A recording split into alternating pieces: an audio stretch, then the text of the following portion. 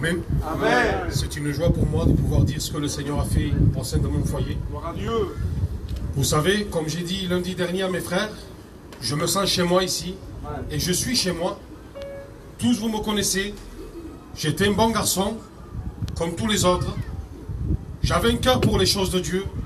Mais vous savez, malheureusement, cela ne suffisait pas. Parce que j'avais une passion, et beaucoup le savent, ma passion c'était la musique. Et à force de faire de la musique, je partais de plus en plus loin. Et je délaissais ma compagne et mes enfants. Jusqu'à un jour que j'ai intégré un groupe, un peu assez connu, on peut dire. Et ce groupe partait dans le monde. Et on m'a dit un jour, Abraham, écoute, tu vas venir avec nous dans les Amériques latines. Bien sûr, j'étais content, c'était mon rêve d'enfance. Et quand je suis allé là-bas, je ne me rendais pas compte en fait, il y avait un travail de Dieu qui se faisait dans mon cœur. Parce que quand je faisais la musique, une voix intérieure me disait, regarde ces gens qui dansent, ces gens qui boivent, ils sont heureux, ils ont l'air heureux. Et cette voix me disait, s'ils seraient comme toi, tu pleures chez toi. Et cela me freinait un peu. Et puis voilà, je suis parti dans ce pays. Et quand je suis monté à l'avion, dans moi-même, je me disais, en catalan, bien sûr, je me disais, Abraham, t'embas nayoun, aquí t'embas a fait l'Europe. Abraham, ça y est, c'est réussi. Et vous savez, je rends grâce à Dieu. Amen. Une voix s'est fait entendre à l'intérieur de moi. Et cette voix m'a dit, en catalan en plus, elle m'a dit, et moi, dans l'avion, j'ai dit non. Mais ce nom, vous savez, j'ai voulu le cacher de Dieu. Mais Dieu l'avait vu, on ne peut pas tromper Dieu, vous savez.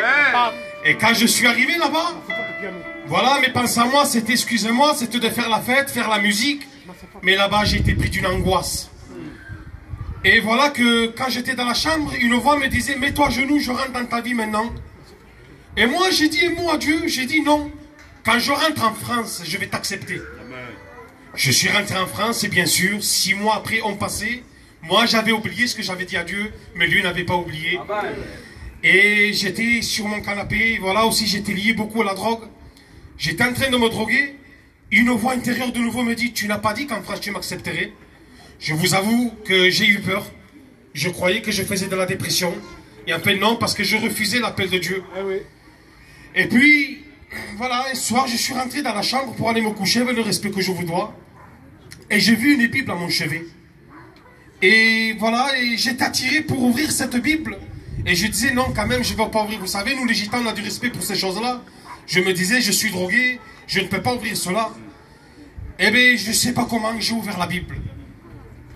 Vous savez, ça n'a plus été pareil. Amen, amen. La parole a transformé ma vie.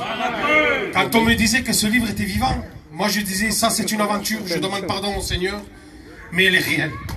Elle m'a transformé, elle m'a changé, j'ai pleuré pendant plusieurs jours. Et non seulement Dieu transformé ma vie de jour en jour, il a aussi touché le cœur de ma compagne. Vous savez, moi et mon foyer, nous servons l'Éternel. Dieu se manifeste aussi à travers de mon fils.